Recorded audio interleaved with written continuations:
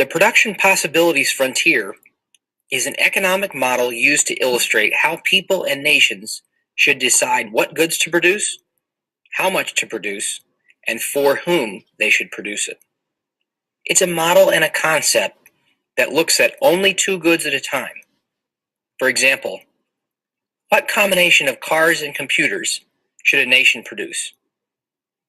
The production possibility curve illustrates all the possible combinations of how we can produce these two goods, given the constraints we have, including the fact that resources are scarce.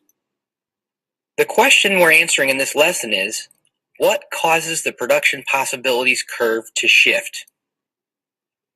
Before we answer this, let's review some of the basic ideas about the production possibilities curve using two types of curves. Let's say we have a production possibility curve showing the production of two goods, cars and computers. Now, economists also use the PPF model to illustrate two categories of goods, both consumer goods and capital goods. So here's what that PPF curve looks like. In any economy, investments into capital goods will do more to increase economic growth than investments into consumer goods will. For both of these types of curves, though, every point along the curve is efficient, meaning this combination of producing two goods is at our capacity. We're producing the most that we can with the least amount of costs. Movement along this curve reveals the trade-offs that are required to produce more or less of a good. We said that any point inside the curve is not efficient, and any point outside the curve is unobtainable. The best example in history of when America's economy was inside the curve was during the Great Depression. At that time, unemployment was extremely high.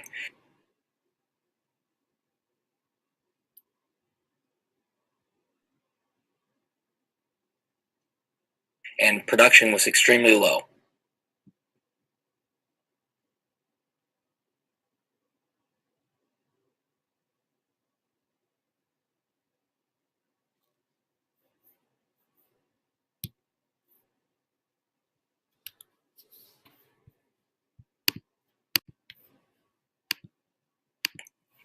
But eventually, during World War II, our economy moved from inside the curve to somewhere on the curve. Now we're producing things as fast as we can, largely driven by the war, but we were on the curve. Even though we were producing a lot more, we still had a limit, a capacity that we couldn't exceed, unless something major changed. And that's why any point that is outside the curve is not possible. The production possibilities curve, whether it's showing two specific goods, such as cars and computers, or two types of goods, such as capital goods and consumer goods, it shows us how much is produced, which means it's showing us a picture of output. So now we can talk about shifts in the entire curve. The basic idea is that anything that causes economic output to increase or decrease will shift this curve. In any economy, the major goal that you're trying to achieve is growth, which is to say, producing increasing amounts of the goods and services that consumers demand. Given the fact that resources are scarce, we have constraints, which is what the curve shows us. When the economy grows and all other things remain constant, we can produce more. So this will cause a shift in the production possibilities curve outward or to the right. If the economy were to shrink, then of course the curve would shift to the left. When the curve shifts outward or to the right, that means output is increasing. When the curve shifts inward or to the left, that means output is decreasing.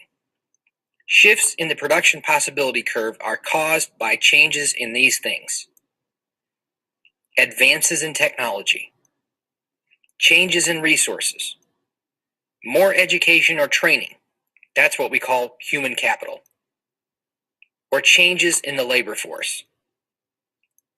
Let's briefly explore each one of these and see how they shift the curve.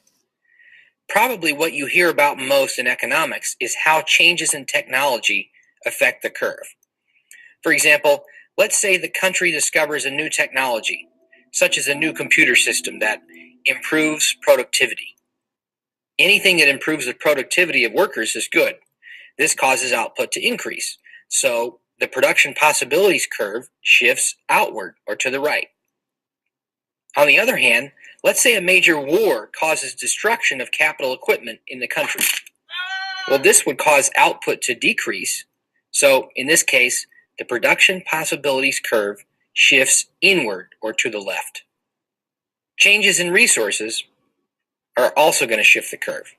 For example, if a country discovers a new energy source, like new solar panels, let's say, this causes output to increase, which shifts the production possibility curve outwards or to the right. On the other hand, if the country gets devastated by a major hurricane, it's not too difficult to imagine that this setback would make it more difficult to produce things. This causes output to decrease, which in turn shifts the production possibilities curve inward or to the left. Now let's talk about education and training. When more people in the workforce get educated or trained, we refer to that as human capital. Education and training increase knowledge, and knowledge tends to increase productivity. So this would shift the production possibilities curve to the right.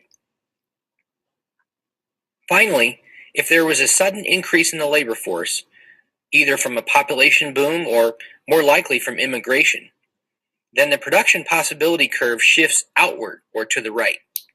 Why is this? Because more people working means more production possible. This works in reverse as well. If the country experiences more unemployment, then the unemployment rate goes up. That means the labor force is shrinking. So more people are not working and not being productive. This would decrease the output of the nation and shift the production possibilities curve inward or to the left. To summarize, the production possibility frontier is a model that helps us decide what to produce, how to produce it, and for whom to produce it. Consumer goods are final goods that are purchased directly by consumers, while capital goods represent the machinery, tools, and equipment, or anything that is used to produce consumer goods. Shifts in the production possibility curve are caused by things that change the output of an economy, including advances in technology, changes in resources, more education or training, that's what we call human capital, and changes in the labor force. Increases in the production possibility curve are represented by shifts outward or to the right, while decreases are represented by shifts inward or to the left.